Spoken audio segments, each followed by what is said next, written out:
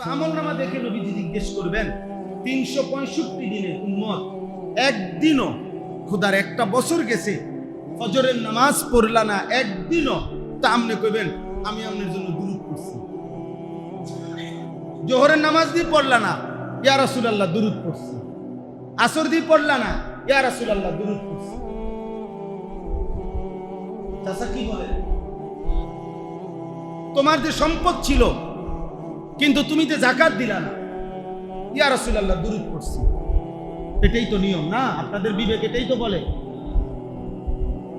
অতএব আমগো দেশে কয় আর কি গ্রাম্য কথা, এত ভাত দুধ দিয়া খায় না। এত ভাত কি দুধ দিয়া খায় না, তরকারি দিয়েও ভাত খাওয়ান লাগে। পুরা ক্ষুধার্ত মানুষ পেট ভরবার জন্য সব ভাত দুধ দিয়ে খেলে, দুধ দিয়ে ভাত খায় অল্প কয়টা।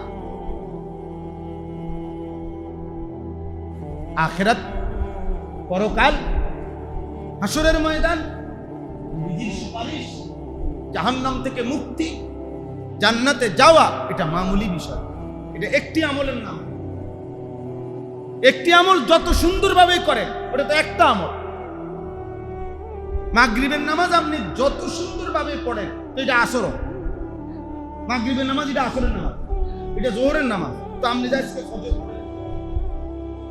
সেটার রাসূলুল্লাহ সাল্লাল্লাহু আলাইহি সাল্লাম বলছেন যে ফজরের নামাজ পড়ে না সে মুনাফিক। বুখারীর হাদিস, মুসলিম শরীফের হাদিস।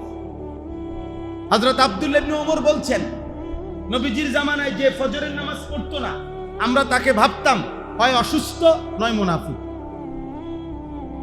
হযরত উবাই ইবনে কাব বলেন নবীজির জামানায় নবীজি ফজরের নামাজে অধিকাংশ সময় যাকে সন্দেহ করতেন ঈমানের ব্যাপারে, মুমিন নাকি মুনাফিক, খোদার কসম হাদিসে আছে, সাহাবী বলেন নবীজি ফজরের নামাজে তালাশ করতেন তাকে, আর না পেলে বলতেন মুনাফিকের জন্য ফজর পড়া কঠিন।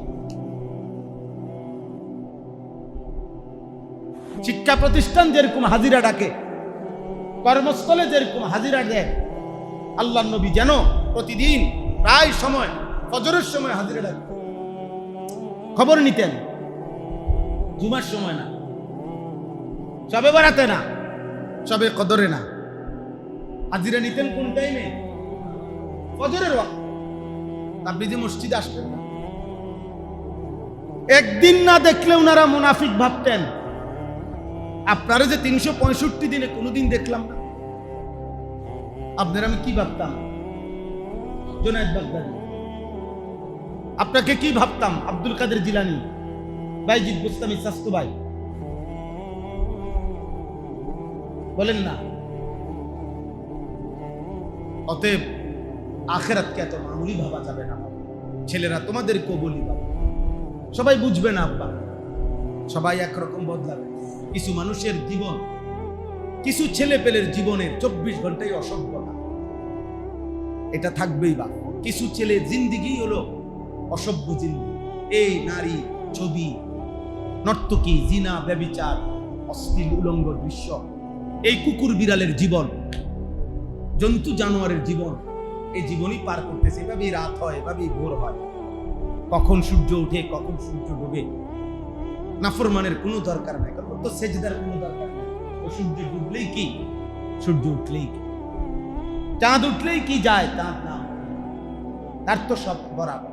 তার যখন মন চায় খায়, যখন মন চায় ঘুমায়, যখন মন চায় পেশাব করে, যখন মন চায় পায়খানা করে, যখন মন চায় অশ্লীল ছবি দেখে, যখন মন চায় জিনা ব্যভিচারের সুযোগ খোঁজে, সুযোগ না পাইলে নিজের হাত নষ্ট করে। খালাস।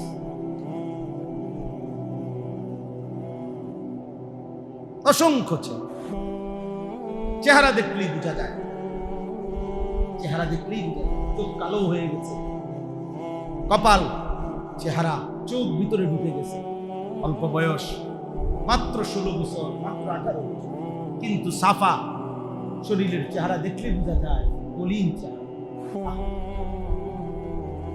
বোঝা যায় গুনাহ, নারী, ছবি, অশ্লীলতা, অশুভ, অথবা নিজের লজ্জাস্থানে না পাওয়া, তারে হাইওয়ান জানোয়ারের কাতারে নিয়ে গেছে। কে আল্লাহ, কে সৃষ্টিকর্তা, কে নবী, কে বানাইছেন, কে কানছেন, কিচ্ছু না, কিচ্ছু না। মা বাবাও খুশি, মাশাআল্লাহ। সন্তান নর্তকী দেখে, টেলিভিশনের নাটক সিনেমা দেখে, আর আব্বা নামের অপদার্থ উনি বিদ্যুৎ বিল দেয়, উনি ডিশের বিল দেয়, উনি ওয়াইফাইয়ের বিল দেয়। বাহ, টাকা দেয় উনি, নাটক সিনেমা দেখে ওনার স্ত্রী, ওনার ছেলে, ওনার মেয়ে, ওনার নাতি নাতনি ঘরে বসে আরামসে, আর উনি উপার্জন করে আল্লাহর দেওয়া রিজিক, আল্লাহর দেওয়া সম্পদ। অথচ সেই সম্পদে অনায়াসে স্ত্রী পরিজনের জন্য হারামের ব্যবস্থা করে দিছে। চলো নাটক দেখো, নর্তকী দেখো, যত পারো সিনেমা দেখো, যত পারো দেখো টেলিভিশন, তোমরা কোনো টেনশন করবা না। বিদ্যুৎ বিল আমি আব্বাই দেব, ডিশের বিল আমি বাপ দেব, ওয়াইফাইয়ের বিল আমি দেব। তোমরা রোমে রোমে নারী দেখো, ছবি দেখো, প্রত্যেকে একটা একটা মোবাইলে সারা রাত উলম্ব ছবি দেখো, নষ্ট হয়ে যাও তোমরা, টাকা দেব আমি। ওই বাপ, ওই অভিভাবক আল্লাহর আযাবের জন্য, জাহান্নামের জন্য অপেক্ষা করে, অপেক্ষা করে না, অপেক্ষা করে। শুধু চোখটা বন্ধ করে দেখেন তো ফেরেশতার লাথি কাকে বলে, কবরের লাথি কাকে বলে সেদিন বুঝবে। চোখটা বন্ধ করে। মাতবুরি, সাদওয়ানের মাতবুরি আর কবরের মাতবুরি এক না। অনেক মানুষ তো আছে সাদওয়ানের মাতবর, দুনিয়ায় মাতবর, ওনার 3 ফুট বিদেশ, এই জন্য মাতবুরি দেখা। ইমাম সাহেবেরও ধমক দেয়, মুয়াজ্জিনেরও ধমক দেয়, হুজুরেরও ধমক। এই বেটা, কথাবার্তা সাবধানে বলেন। কেডা মসজিদ করছে জানেন তো না? হ্যাঁ, মসজিদ, মসজিদ কি আসিল? আমার ফুটে টিয়া দেওয়া আইছে, এত বড় মসজিদ হয়েছে। ধমক দিয়ে থামাই দিলেন, আরে দুনিয়াতে না, কবরে, আখেরাতে। দুনিয়াতে না ইমাম সাহেব পারলো না, দুনিয়াতে না একজন আলেম পারলো না, দুনিয়াতে না আপনি হিংসা করলেন, ষড়যন্ত্র করলেন, চালাকি করলেন, বদনাম করলেন, গালিগালাজ করলেন, মন্দ সন্দ বললেন, কবরে, আখেরাতে। দুনিয়াতে না বললেন যে হুজুরগুলা ঝামেলা, এই হুজুর ঝামেলা, ওই হুজুর ঝামেলা। তো ঠিক আছে, হুজুর মরে যাক। কোন হুজুর মারা যাওয়ার কারণে, কোন আলেম মারা যাওয়ার কারণে কোন সুদখোর তার সুদের গুনাহ থেকে কেমনে বাঁচবে? ঘুষখোর ঘুষের গুনাহ থেকে কেমনে বাঁচবে? মিথ্যাবাদী মিথ্যার গুনাহ থেকে কেমনে বাঁচবে? কথা বলেন। মনে করেন আমি মরে গেলাম, এই কারণে একজন হারামখোর ব্যক্তি ও আল্লাহর আযাব থেকে বাঁচা যাবে। তাহলে আমি বাঁচলে কি, মরলে? এটা কোরআন শরীফের আয়াত। নবীজিকে আল্লাহ বলছে, নবীজিকে, আমাদের নবী সাল্লাল্লাহু আলাইহি সাল্লামকে আল্লাহ বলছে, আপনি কাফের বেঈমানদেরকে বলেন, ওই দেখেন, ওই হাইওয়ান দেখেন, ওই হাইওয়ান মসজিদে, ওই দেখেন হাইওয়ান মসজিদের দেওয়ালে এমন ভাবে হেলান দিয়ে বসছে তার বাপের জমিদারি, বৈশা মোবাইলে ভিডিও। হ্যাঁ হ্যাঁ, আপনাদের ছেলে দেখেন, ওই যে হাসতেছে। হ্যাঁ, এটা আপনারা ভাবা উচিত বাবা। এটা মসজিদ দিয়েছে, তার এক জাররা এই অনুভূতি না, সে জানেও না এটা মসজিদ, সে জীবনে মসজিদ তো বুঝে না। মসজিদের যে আলাদা কোনো সম্মান আছে, ওর তো এই কথা জিলে নাই। ও মনে করে মসজিদ যা, তার পার কত তা, আমার ছবি না উড়ান দরকার।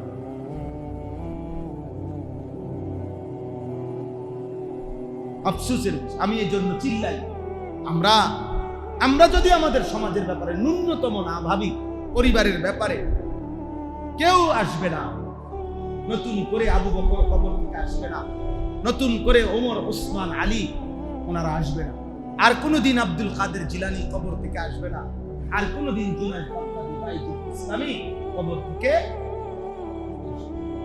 আসবে না রে আপা। যে গেছে তো চলেই গেছে, যিনি গেছেন তো চলেই গেছে। আপনাকে ভাবতে হবে, আমাদেরকেই ভাবতে হবে। আমাদের এই ছেলেগুলো নামাজ পড়বে কোন দিন? আমাদের এই ছেলেগুলো আল্লাহ চিনবে কোন দিন? আমাদের এই ছেলেগুলো নারী দেখা, ছবি দেখা, অশ্লীল দৃশ্য দেখা। আপনারা এদের চেহারার দিকে তাকান, চেহারা দেখে বলেন আপনারা মুসলমানের সন্তান কি এমন হওয়ার কথা? আপনারা বলেন, আপনাদের বিবেক কি বলে? নামাজি মানুষ কি এরকম হওয়ার কথা? বলে আপনার ছেলে বেনামাজি, আপনার স্ত্রী বেনামাজি, আপনার মেয়ে পর্দা করে না, আপনার স্ত্রী পর্দা করে না, আপনি হালাল হারাম পার্থক্য করে চলেন না, আপনি কীর্তন বইয়া বইয়া অন্য হুজুরের সমালোচনা করেন কেন? হুজুরের লইয়া আপনি কামড়া কামড়ি করেন কেন? কথা বলেন না। আপনার হালাল হারাম ক্লিয়ার কিনা এটা বল, আপনার আখিরাতের প্রস্তুতি কমপ্লিট কিনা এটা বল। আল্লাহ নবী সাল্লাল্লাহু আলাইহি সাল্লাম বলেন, একটি টাকা 10 টাকা মানে 10 দিরহাম দিয়ে যদি কেউ কোনো জিনিস ক্রয় করে, আর তন্মধ্যে যদি এক দিরহাম মানে 1 টাকা যদি হারাম হয়, খোদার কসম নবী বলছে ওই জিনিসটি ওই ব্যক্তির কাছে যতদিন থাকবে ততদিন তার কোনো ফরজ কিংবা নফল কোনো ইবাদত কবুল হবে।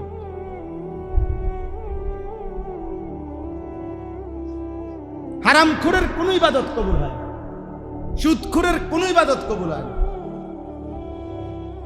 ঘুষখোরের কোনো ইবাদত কবুল হয় না, কিস্তিখোরের কোনো ইবাদত কবুল হয় না। এমন যদি হইতো যে শুধু যেটা করছি এটা গুনাহ, বাকিরই হইতে আছে না, বাকিরই হয় না। যেমন যার কোরআন শরীফ অশুদ্ধ, তার নামাজ কোনোটাই হয় না।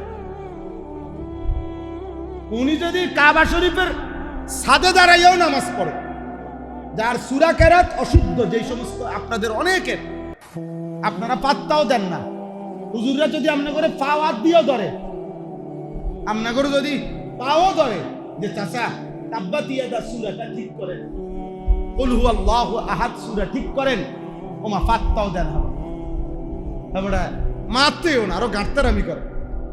হ্যাঁ মিয়া জানি, এত লম্বা লম্বা কথা কোন মিয়া, বেশি বুঝেন, বাতাসে বুড়ো হয়েছি, পণ্ডিতি করে, মাতবুরি করে, দমক দেন। আরে দমক দেন কেন আপনি? যার সূরা কেরাত অশুদ্ধ তার কোনো নামাজে হয় না। আমি ফতুয়া দিলাম, আপনি যদি বুঝে না ধরে আপনি জিজ্ঞাসা করুন, আর যদি আমারটা ভুল বলে থাকে আবার খবর দিয়ে, যেদিন বিচার হইবার ডেট আমি আপনি মেল ডাক দিয়ে আমি যে দেশেই থাকি, কাছাকাছি আছে। নামাজে কেরাত পড়া, নামাজে কোরআন পড়া এটা ফরজ। নামাজের ভিতরের ফরজের মধ্যে একটা ফরজ কি? কেরাত পড়া। তো অশুদ্ধটা তো কেরাত না।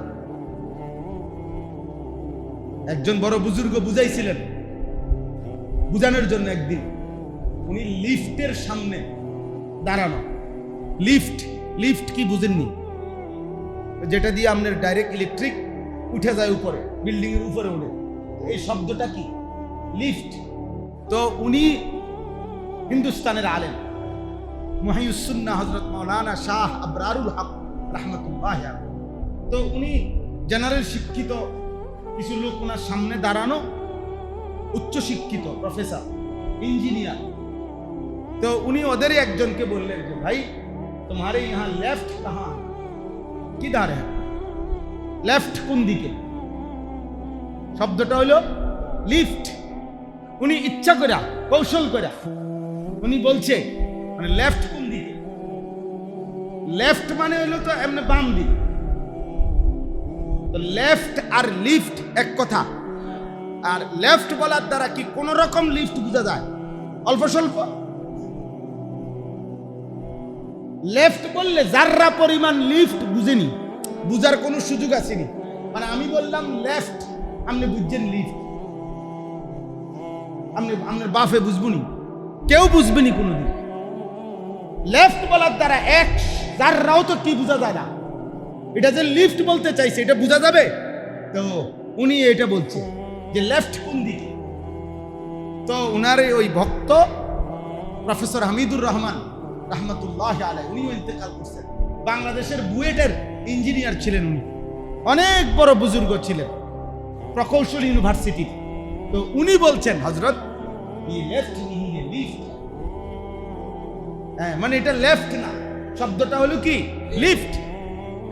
হযরত তখন বলছে, ভাই মাই তো ইয়ে কহ রাহা হ্যায়, আমি তো যুগের পর যুগ এটাই বলতে চাই যে একটি শব্দ লিফট, যদি এটা লেফট বলার দ্বারা সামান্য লিফট না বুঝায় তো অশুদ্ধ কোরআন পড়লে এটা কোরআন বুঝায় কেমন?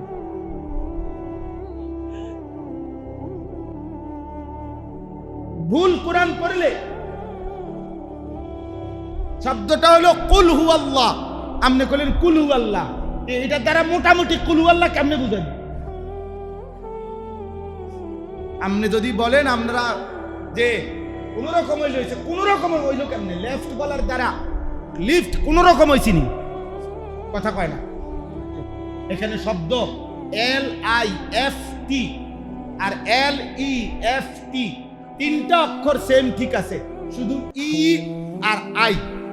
শব্দ বলা উচিত ছিল আই, বলছি কি ই, আর বাকি তিনটা অক্ষর ঠিক আছে।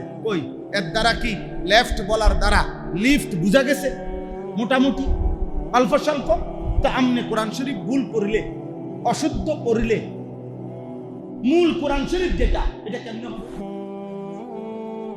শব্দ হলো সুবহানা রাব্বিয়াল আ'লা।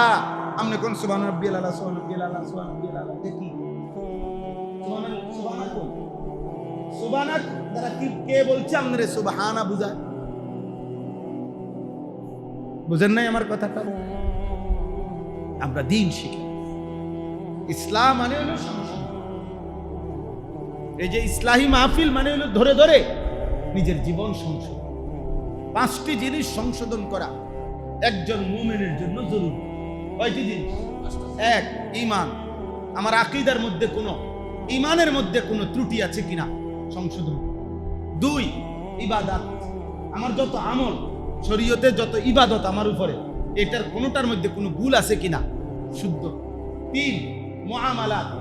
আমি এই পৃথিবীর মানুষের সাথে উপার্জনের জন্য, টাকা পয়সা রোজগারের জন্য যত লেনদেন করি, এই লেনদেনের মধ্যে হালাল হারাম আছে কিনা এটা ঠিক করা, এটা আমার জন্য জরুরি। 4 নাম্বার মুআশারাত। আমার সাথে যত মানুষের যত আচরণ, আমি এই পৃথিবীর মানুষের সাথে আমার যে আচরণ, এই আচরণ কার সাথে কেমন হবে এটা ঠিক করা। যেমন উনি আমার বাবা, ওনার সাথে আমার আচরণ একরকম। ইনি আমার চাচা, আচরণ আরেকটু ভিন্ন রকম। ইনি আমার চাচতো ভাই, ওনার সাথে আচরণ আরেকটু ভিন্ন রকম। উনি আমার আপন ভাই, ওনার সাথে আমার আচরণ একরকম। ইনি আমার স্ত্রী, তার সাথে আমার আচরণ একরকম। এরা আমার ছেলে মেয়ে, এদের সাথে আমার আচরণ একরকম। এ আমার প্রতিবেশী, তার সাথে আমার আচরণ একরকম। এ আমার ঘরের লগের ঘর, এই হিসাবে আচরণ একরকম। এ আমগো মহল্লার, তবে আমার ঘরের লগে না, একটু দূরের প্রতিবেশী, তার সাথে ভিন্ন আচরণ। এ আমার নিকটতম আত্মীয়, আমার বাপের ভাই, আমার মার ভাই, আমার বাপের বোন। আর ইনি হলেন আমার ফুফার শালা, উনি হলেন আমার চাচার চমুন্দি, তো আর একটু দূরে, ইনি আমার কাছে। এই যে প্রত্যেক মানুষের সাথে আমার আচরণ কি হবে, মার হক কি, স্ত্রীর হক কি, বাপের হক কি, বন্ধুর হক কি, এটা জানা, এটা বুঝা, এটা ঠিক করা, এটা আমার জীবনের জন্য জরুরি, মুমিনের জন্য। আর 5 নাম্বার হলো আখলাক। আখলাক, আমার ভিতরের কিছু চরিত্র আছে প্রত্যেকের, সেগুলা কিছু আছে মন্দ, কিছু আছে উত্তম। যেমন হিংসা করা কাউকে, উত্তম চরিত্র না মন্দ চরিত্র?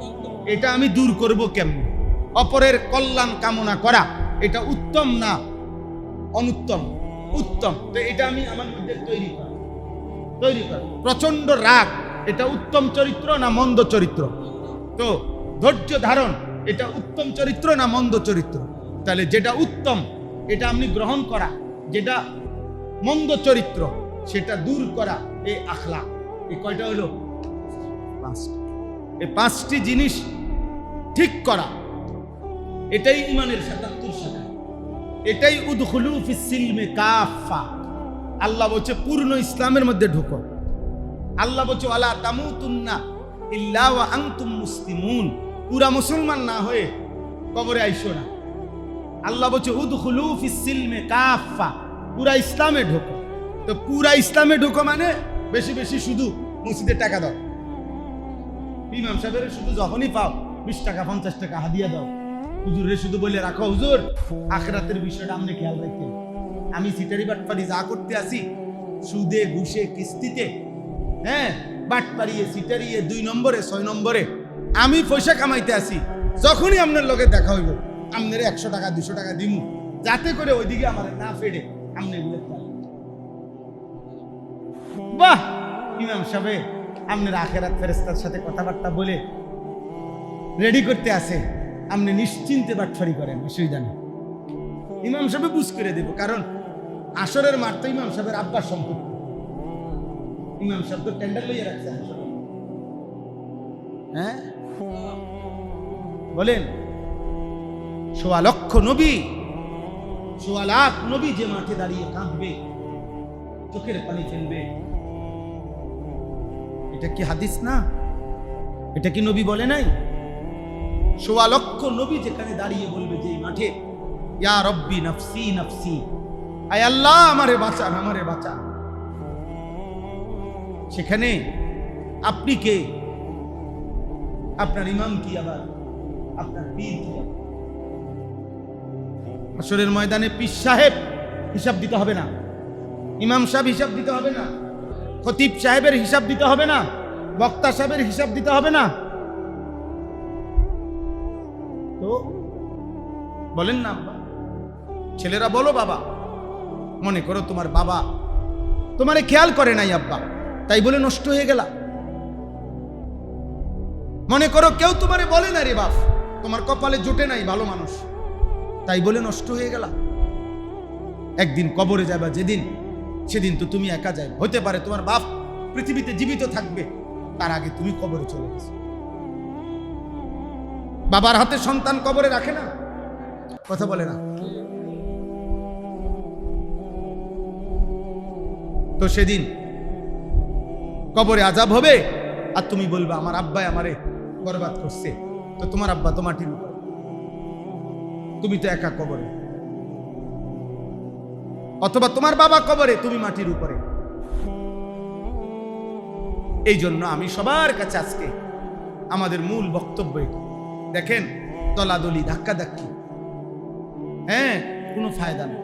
এই পৃথিবীতে, এই বাংলাদেশে 10 কোটি মুসলমানও যদি হয়, 10 কোটি মুসলমান এক পীরের মুরিদ হলে দুনিয়া চলবে না।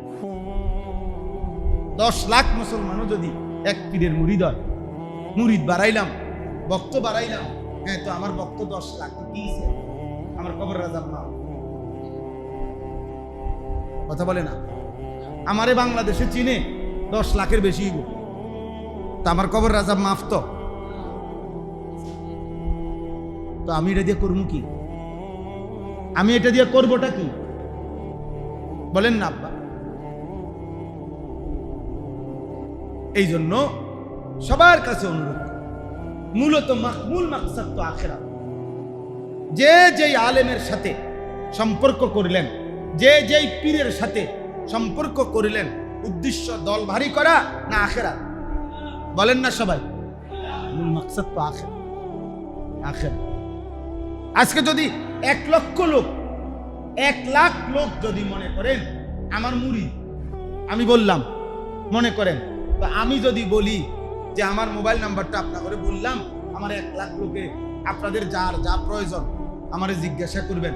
তো 1 লাখ লোকের মধ্যে যদি ডেইলি 1000 মানুষ ফোন দেয়, 1000 মানুষ, আর ওই বেড়ার যার 1000 মানুষের প্রতিদিন যদি প্রশ্নের উত্তর, মাসলা মাসাইল, প্রয়োজনীয় বিষয় আমি সমাধান দিতে হয়, তো আমি টিকতে পারুন? তো পাগল হয়ে আন্ডার লাগতো না।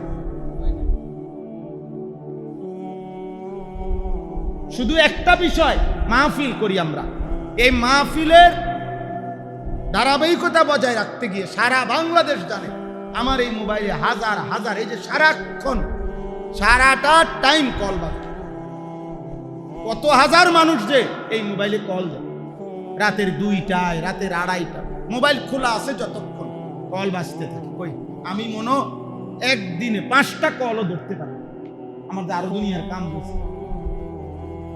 তাইলে আল্লাহ তাআলাই কুদরতি ভাবে প্রত্যেক মহল্লায় মাদ্রাসা, মসজিদ, উলামায়ে কেরাম, আল্লাহ এটা সিস্টেম করে আল্লাহর কুদরতে আল্লাহ পাকের বন্টনে আল্লাহ তাআলা সর্বত্র চারিদিকে মানুষের কাছাকাছি ক্ষমতার ভিতরে, সামর্থ্যের ভিতরে মানুষ যাতে আখিরাতের কথা জেনে নিতে পারে, যেন আল্লাহ কুদরতি ভাবেই চারিদিকে মাদ্রাসা, মসজিদ, উলামায়ে কেরামের কুদরতি ভাবে ছড়াইয়া দিয়ে রাখছেন। সুবহানাল্লাহ।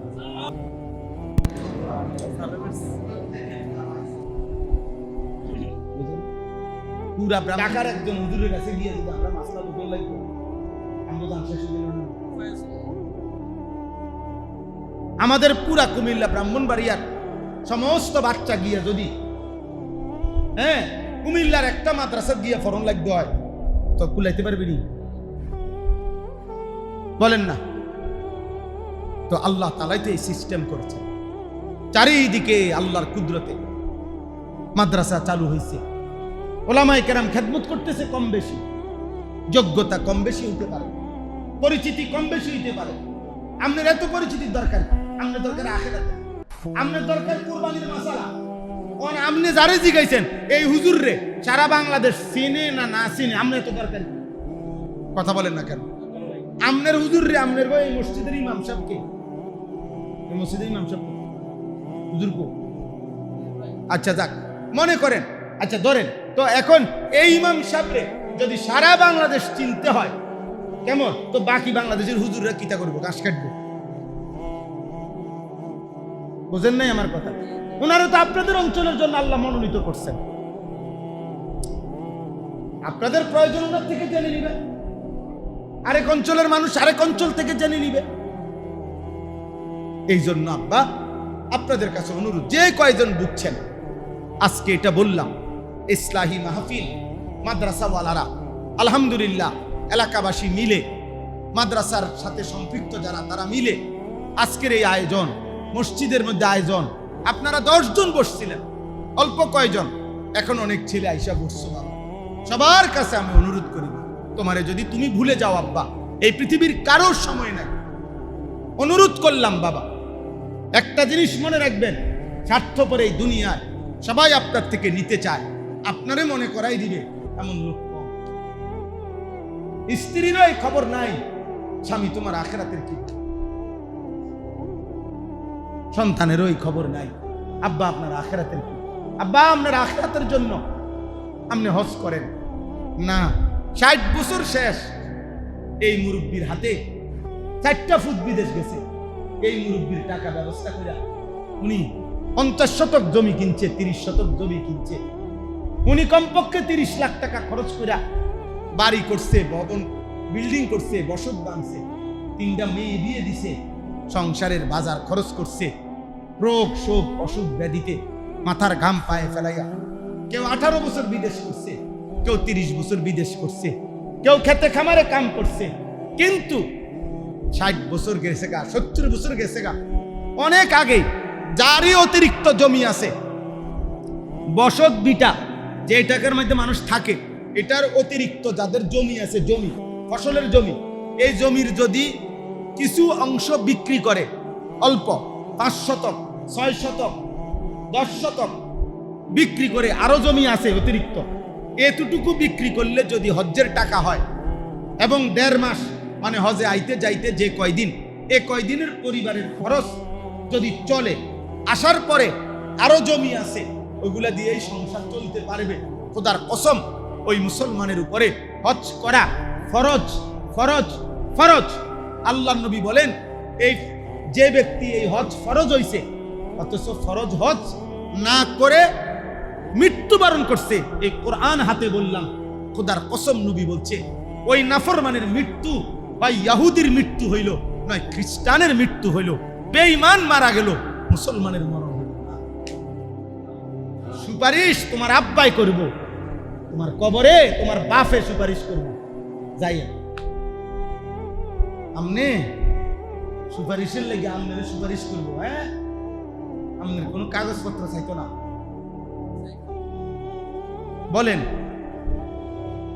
6.5 লাখ টাকা খরচ হজের, একটা ফ্যামিলি যদি 1.5 মাস চলতে হয়, মানে হজে আইতে যাইতে সব মিলাইয়া 1.5 মাসের প্যাকেজ, তাহলে আমার ফ্যামিলি বউ বাচ্চা চলতে মনে করেন আরো 1,00,000 টাকা লাগবে।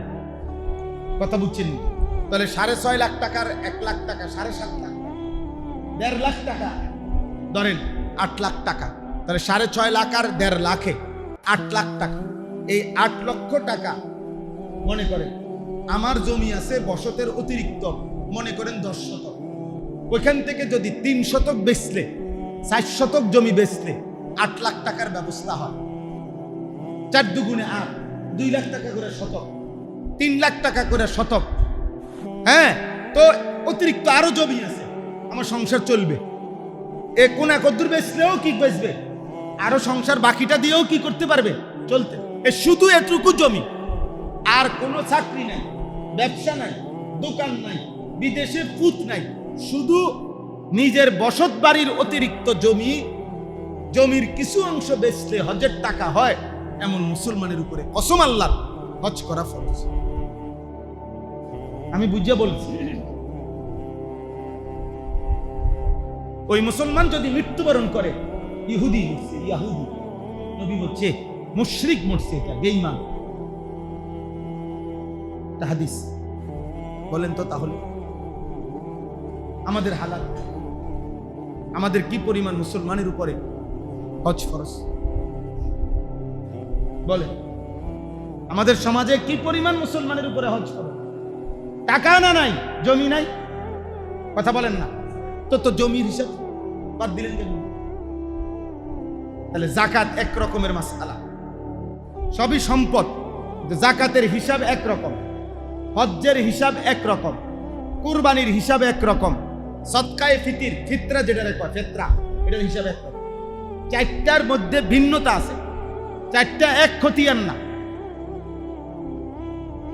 বুঝলেন কথা? এক খতিয়ানে 4 দাগ এমন না, 4টার মধ্যে কি আছে, ভিন্নতা আছে।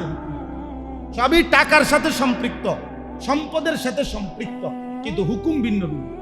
একটা ছেলে, এই শেষ এই কথাটা বলে, একটা ছেলে আপনার বিদেশ থাকে, ও কোরবানির ঈদের 3 দিন আপনার যার কাছে 1,79,000 এবছরের হিসাব ধরেন 80, 1,80,000 টাকা অতিরিক্ত যার কাছে জমা আছে, ওই পরিমাণ টাকা, ওই পরিমাণ অতিরিক্ত সম্পদ, ওই পরিমাণ অতিরিক্ত ব্যবসার পণ্য যার কাছে জমা আছে, ঈদের 3 দিন থাকবে, তার উপরেই কোরবানি ওয়াজিব।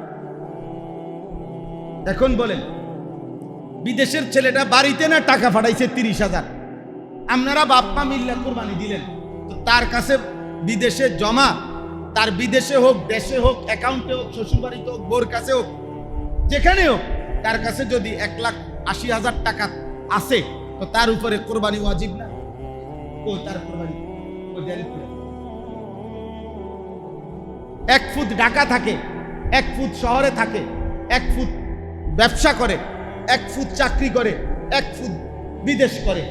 করছে কি, কেউ দিছে 20,000, কেউ দিছে 15,000, কেউ দিছে 10,000, মিলাইয়া বাফে আরো কিছু মিলাইয়া 50,000 টাকা একত্র করে 2 শরীক কোরবানি দিছে। বাপ মান না, এটা নিয়ে কোরবানি, শরীয়তের বিধান বুঝি, এটা বুঝেন না? এমনি কথা বুঝিয়ে মুজি ফ্যামিলির মধ্যে যারা যারা রোজগার করে মিল্লা জিল্লা টেয়া মিলাই তেললে হইছে, এটা নিয়ে কোরবানি। এটা তো ইবাদত, এটা তো গোস্ত খানোর ব্যবস্থা করা না, গোস্ত তো সারা বছরই আপনি খান। তাইলে যেই ছেলেটা চাকরি করে, শহরে হোক এলাকাতে হোক, তার কাছে 1,80,000 টাকা অতিরিক্ত নাই, কথা বলেন না কেন? তো তার উপরে কোরবানি ওয়াজিব না? এই জন্য মনে রাখবেন, বিবাহিত হোক অবিবাহিত হোক, সংসার একসাথে হোক ভিন্ন হোক, খুদ বিদেশ হোক দেশে হোক, যার উপার্জন আছে, ওই উপার্জনকারী ব্যক্তির কাছে যদি সে ছেলে হোক আপনি নিজে হন, তার কাছে যদি 1,80,000 টাকা ঈদের 3 দিন অতিরিক্ত জমা থাকে, তার উপরে কোরবানি ওয়াজিব। আল্লাহ নবী বলছে, সে যদি কোরবানি না করে, ওই নাফরমান যেন আমাদের মুসলমানদের ঈদগাহে নামাজ পড়তে যেন না আসে।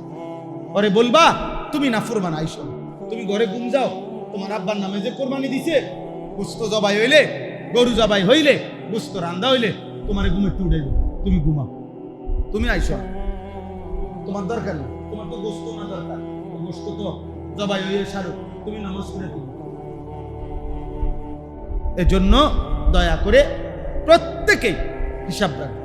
আপনি হিসাব করেন আপনার ছেলের উপার্জন আছে কিনা। আপনার ছেলের উপার্জন হইলে তারও কোরবানি দেন, আপনার কোরবানিও দেন, বাপের কোরবানিও দেন, মার কোরবানিও দেন। ছেলেকে বলেন যে বাবা মারে যেটা দিছো এটা তো বাপ মার খেদমত করছো, বাবা মার সেবা করবে না। আমি আমার কোরবানির জন্য আলাদা কিনছি, কোরবানি ব্যবস্থা করছি, আমি বাসা আমার এখন আমার মা, ওনার সাথে আমি আবার বলছি মা আমি আপনার লোক শরীর আছি, ওইখানে আমার ছোট ভাইয়ের সাথে এবার কোরবানি দিব। ওদেরকে বলছি আমি তোদের সাথেও কিছু দিব, বড় বোনরে বলছি বোন আপনার সাথেও আমি কিছু দিব। কিন্তু এটা মনে রাখতে হবে মাকে আমি সহযোগিতা করা, তাই এই কারণে আমার কোরবানি বাদ, বাবারে আমি সহযোগিতা করা এই কারণে আমার কোরবানি বাদ। এই জন্য আপনারা এটা খেয়াল করুন। মহিলাদের, যে মহিলার কাছে এক বড়ি স্বর্ণ আছে, এই গহনা অলংকার, এক বড়ি, 1.5 বড়ি, 2 বড়ি, আর মহিলার কাছে যদি ওই 3 দিন কোরবানির 3 দিন বুঝেন তো 10, 11, 12 জিলহজ, মানে ধরেন ওই যে 28, 29, 30 তারিখ, তো এই 3 দিনে যদি মহিলার কাছে 1.5 বড়ি স্বর্ণ আছে, সাথে 5,000 টাকা আছে নিজের, 10,000 টাকা জমাইনা টাকা অতিরিক্ত, মহিলাদের টাকা তো অতিরিক্তই, মহিলা কি বাজার করেনি, তো মহিলার এই অতিরিক্ত টাকা, এই 2টা টাকা জিনিস, স্বর্ণ আছে কিছু, 10,000 টাকা আছে, 5,000 টাকা আছে, এই 2টা মিলাইয়া যদি দাম, স্বর্ণটার দাম আর ওই টাকাটা মিলাইয়া যদি 1,79,000 হয়, নিঃসন্দেহে এই মহিলার উপরে কোরবানি ওয়াজিব। মহিলার কোরবানি আদায় না করিলে এই মহিলা গুনাহগার, স্বামী তাকে সহযোগিতা না করিলে, মনে করায় না দিলে এই স্বামীও গুনাহগার। এখন বলেন এ কথা চিন্তা করলে আমাদের সমাজে কি পরিমাণ মহিলাদের উপরে কোরবানি ওয়াজিব, কথা বলেন না কেন? ওই দিচ্ছেনি কোরবানি, 1 বড়ি স্বর্ণের দাম আর 10,000 টাকা মিলাইলে 1,79,000 টাকা হইতো না? 1 বড়ি স্বর্ণের দাম যদি 2 লাখ টাকার উপর, তাইলে 7.5 বড়ি কি? যদি বলে যে হুজুর তো 7.5 বড়ি মানে কি, এটা 1 মিনিটে বুঝে নিবেন। যদি পুরুষ হোক মহিলা হোক, যার কাছে শুধু স্বর্ণ আছে, মানে আর 1 তোলা রূপাও নাই, অতিরিক্ত জমা 10 টাকাও নাই, টাকাও নাই, রূপাও নাই, আছে শুধু কি, ওই হিসাব হইল 7.5 বড়ি স্বর্ণ। যার কাছে শুধু স্বর্ণ আছে, সে যদি জাকাত দিতে হয়, সে যদি কুরবানি দিতে হয়, তাহলে 7.5 বড়ি স্বর্ণ হইতে। আর যদি স্বর্ণ আছে কিছু, কি আছে, টাকা আছে, স্বর্ণ আছে কিছু, রূপাও আছে, তাইলে 2টা মিলাইয়া রূপার দাম হিসাব করতে, সোজা কথা। তাইলে আমাদের সমাজে একটা হলো কোরবানি আপনার গড় প্রতি করে না, গড় প্রতি কোরবানি ওয়াজিব হয় না, মানুষ প্রতি কোরবানি ওয়াজিব হয়, গড়ের রূপে না মানুষের উপরে। এটা আমরা জি আমরা গড়ে কোরবানি দিছি, আমরা গড়ে নি কোরবানি দিতে বলছে, কইছে তো মানুষের।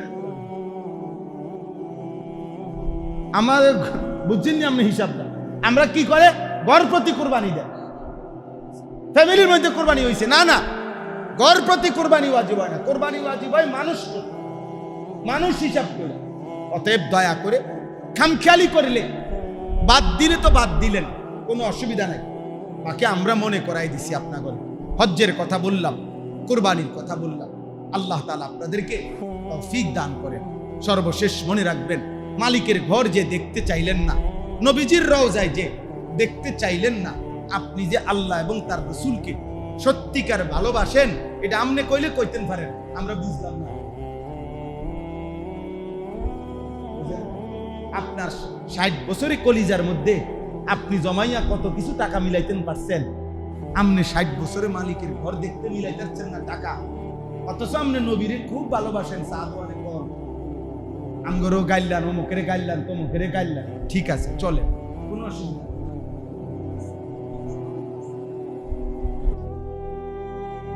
কি বাবা,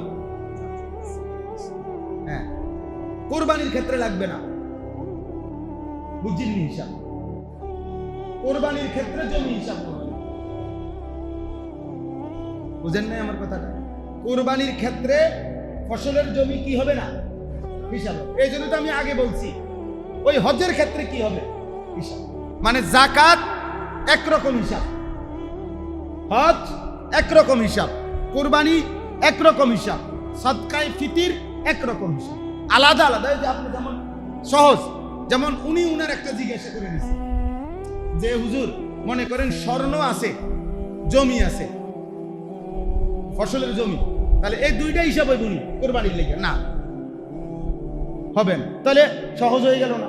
তো সবচেয়ে উত্তম হইল এই পদ্ধতিটা, মানে প্রত্যেকে যদি নিজ নিজ হিসাবটা আপনি আপনার পছন্দ মতো সুবিধা মতো একজন আলেমকে জিজ্ঞাসা করে নেন, তাহলে আপনার জন্য সহজ।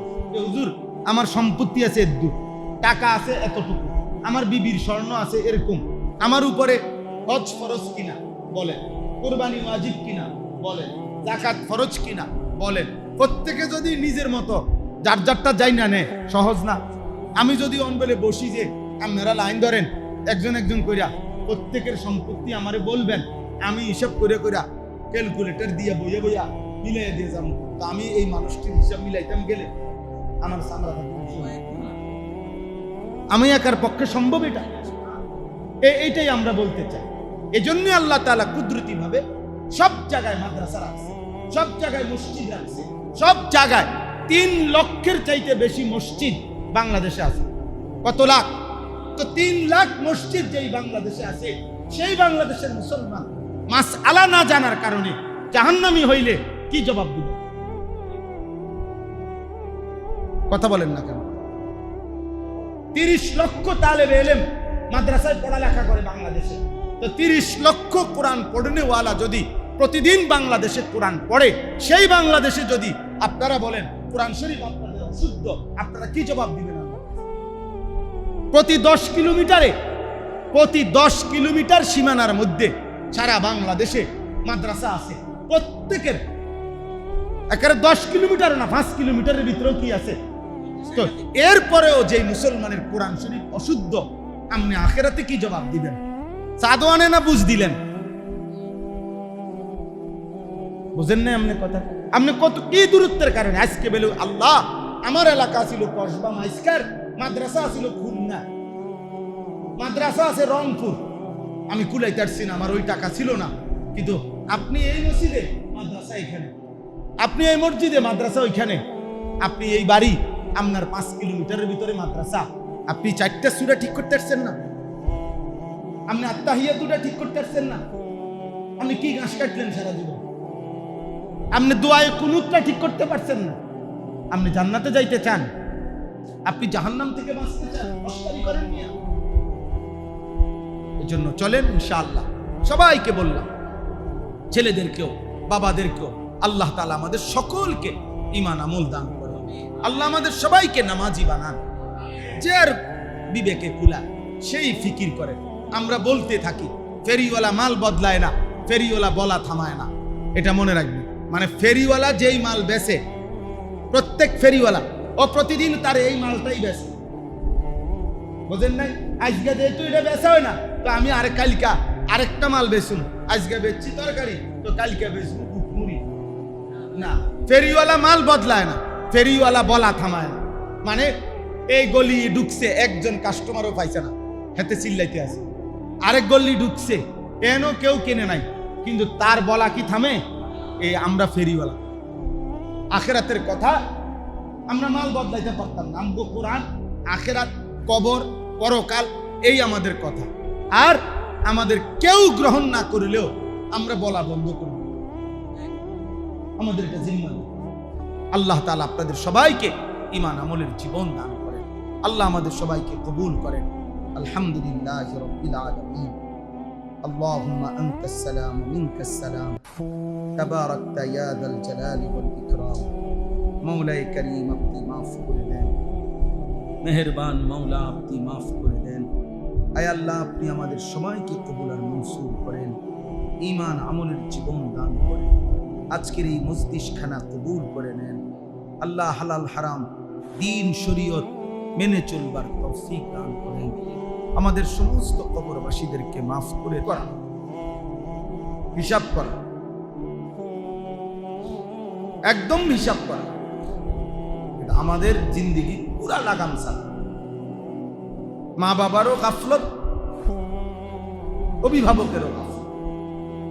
ছোট থেকে ছোট বাচ্চা, অভিভাবকরা আমরা পিচ্ছি পিচ্ছি বাচ্চা, 8 বছর, 7 বছর, 10 বছর, সমস্ত অভিভাবক ইচ্ছা করে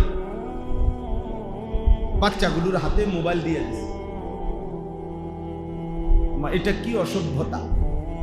এতটুকু যদি বাবা মা যদি না বুঝে, একজন আপন বড় ভাই যদি না বুঝে, আপন বাবা যদি না বুঝে যে এই মোবাইলটা অবাধে ব্যবহার করলে আমার ছেলেটা নষ্ট হয়ে যাবে, চরিত্রহীন হয়ে যাবে, নারী, ছবি, নাটক, সিনেমা, কার্টুন, বাজে অভ্যাসে অভ্যস্ত হয়ে যাবে, এতটুকু বুঝ যদি একজন বাবার না থাকে, এই বেকুবরে বাপ হইতে বলছে, এই আহম্মক, এই বলদ বাপ হইল কেন? এই আহম্মক মা হইল কেন? এই বেউকুফ মা হওয়ার কি দরকার ছিল? বাবা হওয়ার কি দরকার ছিল? যে তার মাত্র 8 বছরের একটা সন্তানকে নিয়ন্ত্রণ করতে পারে না, আপনার মতো অপদার্থ বাপ হওয়ার কি দরকার? আপনার মতো আকামলা মানুষ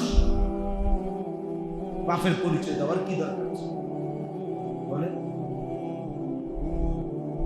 মানে বললাম না, আমরা জিন্দিগি সম্পর্কে, আখিরাত তো আমাদের অধিকাংশই আমরা অবুঝ। ওযু, নামাজ, সূরা, কেরাত, দোয়া, কালাম, পাক না পাক, হালাল হারাম, শরীয়তের মাসআলা মাসাইল, এই ব্যাপারে আমাদের গাফলতের তো কোনো শেষ নাই। দুনিয়াবি বিষয়টাও সুন্দর করে বোঝেন, আফসোসের বিষয়। দুনিয়াও ভালো মতো বোঝেন, দুনিয়াও ভালো মতো বোঝেন। সন্তানের লালন পালন বলতে কি এটাও বুঝেন এবং বুঝার চেষ্টাও করেন।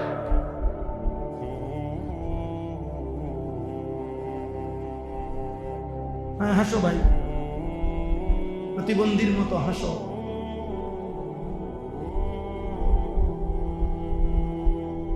এই জন্য বললাম সবাই আমার, এই যে দেখেন আমাদের, আপনারা যেই কোনোখানে দেখেন, যেখানে দাঁড়াবেন, আমাদের এই ছেলে পেলেগুলোর অবস্থা দেখলে খুব আফসোস হবে। এরা কি করছে? 10 ঘন্টা 24 ঘন্টা পার করার পর একটা ছেলেকে জিজ্ঞেস করেন যে বাবা তোমার বয়স 16, তো 16 বছর বয়সী একটি ছেলে গত 24 ঘন্টায় তুমি কি করছো? আপনি আশানুরূপ কোনো, তার কাছ থেকে আশানুরূপ কোনো কাজ কিছু করছে পাবেন, যার দ্বারা আপনি সন্তুষ্ট হবেন যে মাশাআল্লাহ অনেক ভালো কাজ করছে। তার হায়াতের এমন 8 ঘন্টা চলে গেছে শুধু শুধু মোবাইল দেখতে, আড্ডা দিতে দিতে, ছবি তুলতে। আর আমাদের অভিভাবক শ্রেণী যারা আছেন, তারা একদম ইচ্ছা করে একটু মাঝ বয়সী বয়স্ক মুরব্বীরা ঠান্ডা মাথায় এই সমাজের একটা বৃহত্তর অংশ, প্রত্যেক সমাজে সর্বযুগে সর্বকালে কিশোর যুবক প্রত্যেক মহল্লায় বেশি। এটা স্বাভাবিক চিহ্ন, যে কিতাবেও আছে, বইতেও আছে, আপনিও বুঝবেন। যেই কোনো বাড়ি, যেই কোনো মহল্লা, যেই কোনো পাড়া, ওইখানে বয়স্ক লোক আর কিশোর যুবক এর ব্যবধান অনেক। এই বাড়িতে, এই মহল্লাতে যদি নওজোয়ান ছেলে থাকে 50 জন, বয়স্ক লোক আছে 5 জন বা 10 জন, 10 জনও হবে না। মানুষ বলে যে চাচা, চাচতো ভাই, জ্যাঠতো ভাই, ফুফাতো ভাই মিল্লিয়া বাইচা আছে, মনে করেন আমরা বাপ চাচা, আমার বাপ চাচারা 4 জন, আমার বাপ চাচার যে 4 জনের যতজন ছেলে মেয়ে, কেমন 4 জনের সবার মধ্যে শুধু একজন জ্যাঠাতো ভাই আমাদের, উনি মারা গেছে এখন পর্যন্ত, কিন্তু আর সবাই আছে জীবিত। কিন্তু আমাদের বাপ চাচা 4 জনের মধ্যে শুধু আমার ছোট চাচা বাইচা আছে। মানে আমি একটা হিসাব বুঝাইলাম। তো আমরাই 8 জন ভাই বোন, আলহামদুলিল্লাহ আমরা 8 ভাই বোন জীবিত আছি। তাহলে আমার মেজো চাচা, আমার জ্যাঠা, আমার ছোট চাচা, তাদের প্রত্যেকেরই 6-7 জন সন্তান আছে। তা আমরা গড়ে ধরি যে 4 ঘরে মিলে 4 6 24 জন, একটা হিসাব ধরেন কথার কথা। তাইলে যখন সন্তান আছে 24 জন, তখন মুরব্বী আছে কয়জন? 1 জন। ওই যে ছোট চাচা শুধু বাইচা আছে। তাহলে এইভাবেই তো পুরো দেশে, সারা পৃথিবীতে, সর্বযুগে সর্বকালে বয়স্ক যেই কোনো পাড়া মহল্লায় আপনি অর্ধেক অর্ধেক হবে না। যদি নওজোয়ান ছেলে থাকে 100 জন, তো মুরব্বী আছে 60 জন, না এরম হবে না।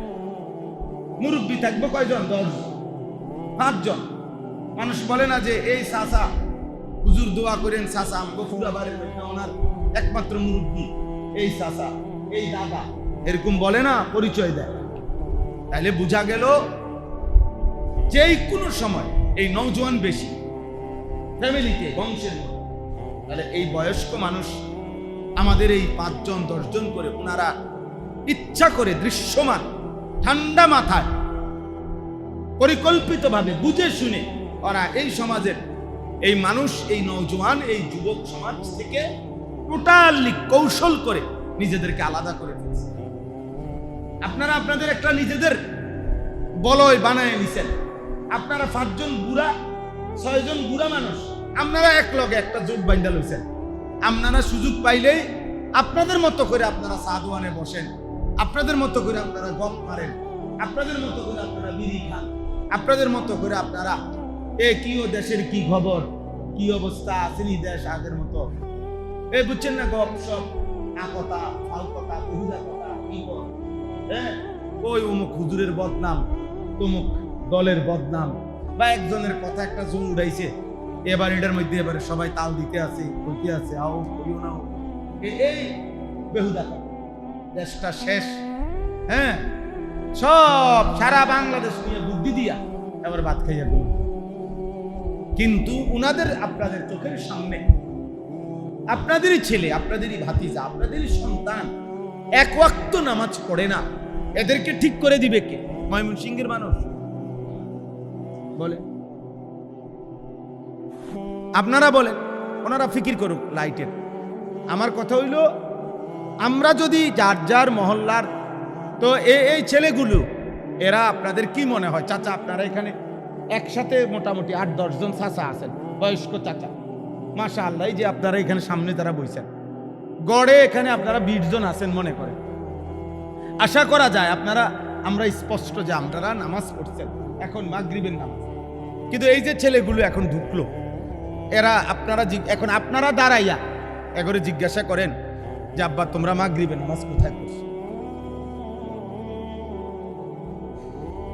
এখন, এবং বলেন এই ছেলেগুলো এই মাত্র যারা ঢুকলো, এরা কি আপনার নর্থ বেঙ্গল থেকে আসছে?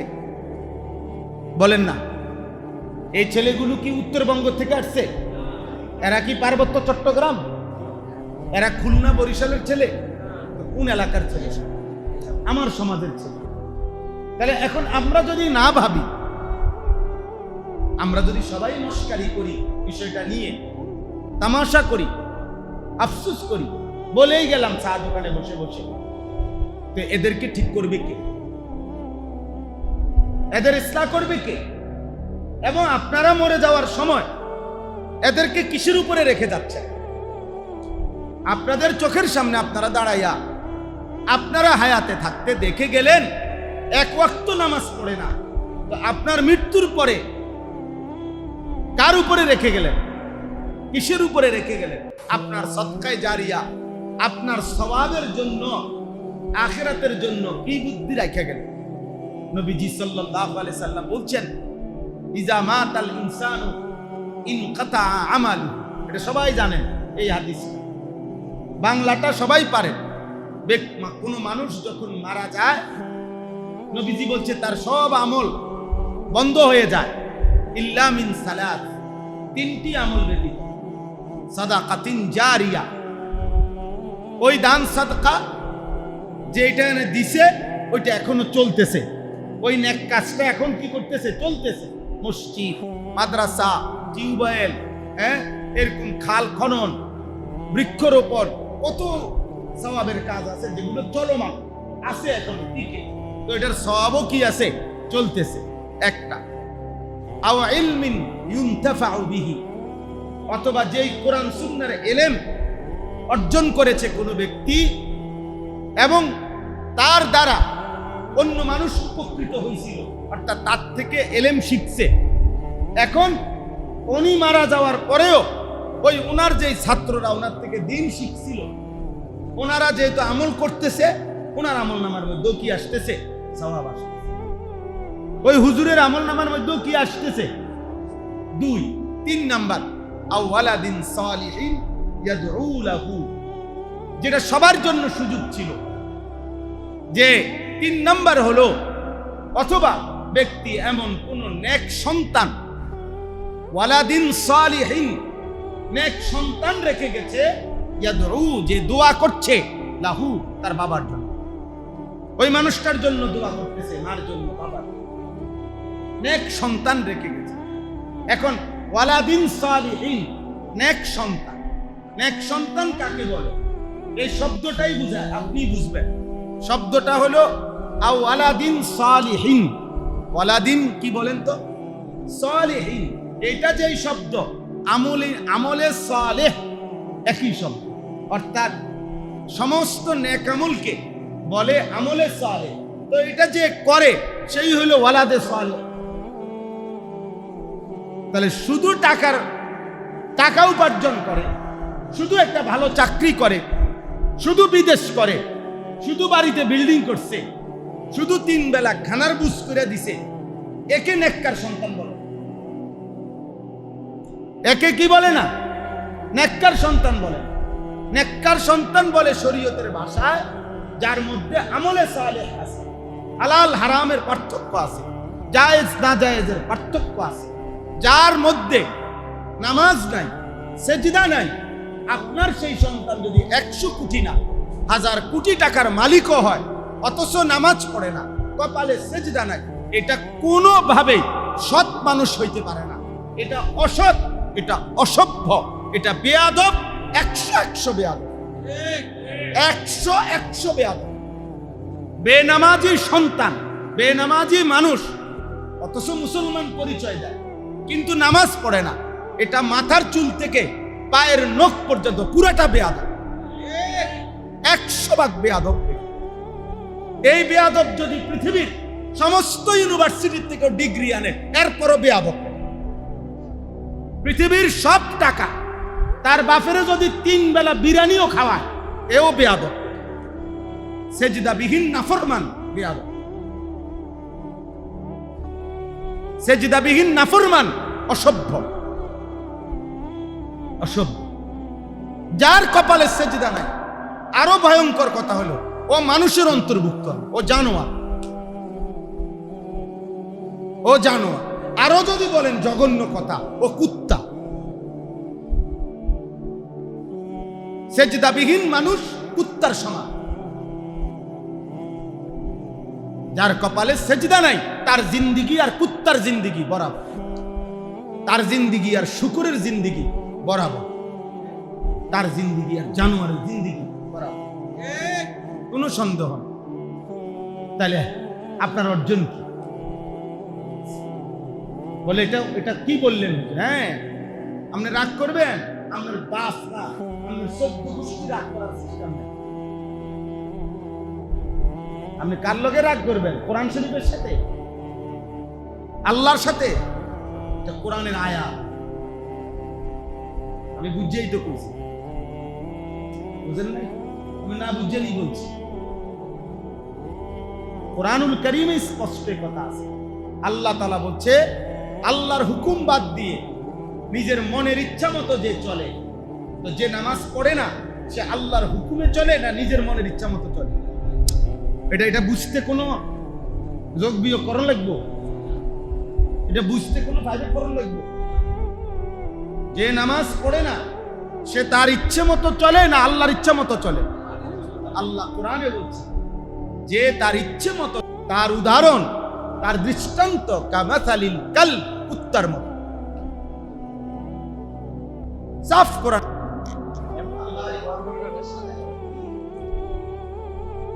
কামাসালিল কাল, কাল অর্থ কুত্তা, কুকুর। আর আল্লাহ বলছে ইন তাহমিল আলাইহি ইয়ালহাস আও তাতরুকহু ইয়ালহাস। এর আয়াতের মধ্যে আছে কুত্তার স্বভাব, কুত্তারে বোঝা দিল জিহ্বা লম্বা করে হাঁফায়, ছেড়ে দিল জিহ্বা লম্বা করে হাঁফায়। অর্থাৎ বেনামাজি নাফরমান, এই অকৃতজ্ঞ, এই হাইওয়ান পেলেও অতৃপ্ত, না পেলেও অতৃপ্ত। এজন্য সুদখোর যদি 1000 কোটি টাকাও পায় তবুও তার প্রয়োজন থাইকা যায়, না পাইলেও প্রয়োজন থাইকা যায়। সারা রাত যে উলঙ্গ ছবি দেখে, এই সারা রাত দেখলো, পরের দিন আবার দেখে, আবার না দেখলেও দেখে। অর্থাৎ পাইলেও তৃপ্ত নাই, না পাইলেও তৃপ্তি নাই। এ কুকুরের স্বভাব, এ কুত্তার স্বভাব। আমি আপনি প্রত্যেকে যেই পাপী তার এই স্বভাব জানোয়ারের স্বভাব।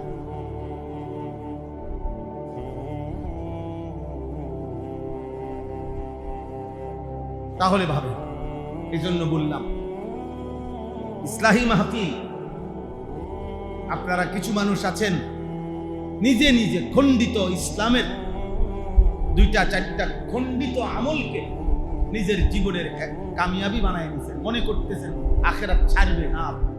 শুধু শুধু কিছু টাকা দান সাদাকা, শুধু 2-4 রাকাত নফল নামাজ, শুধু কোনো হুজুর পীরের সাথে সম্পর্ক, এরকম একটি আমল, 2টি আমল, শুধু দুরূদ শরীফ পড়া একটি আমল। নিঃসন্দেহে আপনি 1 লক্ষ বার দুরূদ শরীফ পড়েন, কিন্তু এটা তো দুরূদ শরীফের সওয়াব, এটা তো যাকাতের সওয়াব না। কথা বলেন, বুঝছেন না আমার কথা? আপনি আউয়াবিন নামাজ পড়েন 100 রাকাত, তো এটা তো আউয়াবিন নফল নামাজের সওয়াব, এটা হজের সওয়াব নেই। তো আপনার হজ, আপনার কুরবানি, আপনার যাকাত, আপনার পর্দা, আপনার হালাল হারাম, কথা বুঝেন নাই? আপনার এই বাকি, আপনার ডিউটি দেওয়া হলো আপনার 10টা, আপনার শুধু ঝাড়ু দিয়ে বলে দিলেন। ঝাড়ু দিচ্ছেন খুব সুন্দর, মাশাআল্লাহ, একটা কোনা কদ্দুর বালু নেই। তো আমরা না কইছে পরে আজান দিত, তো আপনি আজান দেন না দিন। আপনি না মসজিদের তালা খুলতে কইছে, আপনি তালাও খুললেন। আমরা না কইছে মোটরের সুইচ দিতেন, মুসল্লি অনুজুর টাই, নজুর পানি নাই, না আমি ঝাড়ু দিছি। তো আপনি তালা লাগাই খুললেন না, আমি ঝাড়ু দিছি। আপনি মোটর চালু করলেন রাখা, না আমি ঝাড়ু দিছি। এটাই তো দায়িত্ব নাকি? তো নবী সাল্লাল্লাহু আলাইহি সাল্লাম জিজ্ঞেস করবে উম্মত, আমল নামা, খোদার কসম আমল নামা না দেখে সুপারিশ করবেন। আপনি বুঝে না ধরলে অন্য হুজুরের জিগান, আপনার দলের হুজুরের জিগান, আপনার তরিকার হুজুরের জিগান, যার যারে ভালো লাগে জিগান।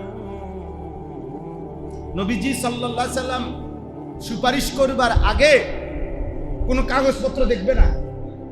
কথা বলেন, আপনাদের বিবেকে কি বলে? এই পৃথিবীর সাধারণ মানুষ পর্যন্ত যদি সাধারণ মানুষও কারোর লাগিয়া সুপারিশ করে, তো উনি আগে শুনতে চায় না ঘটনা কি, তা কি সে বিস্তারিত কও, কোনো কাগজপত্র আসেনি, তুমি কদ্দুর কি গুছাইছ আমারে কও। তাই না মানুষে কি করে?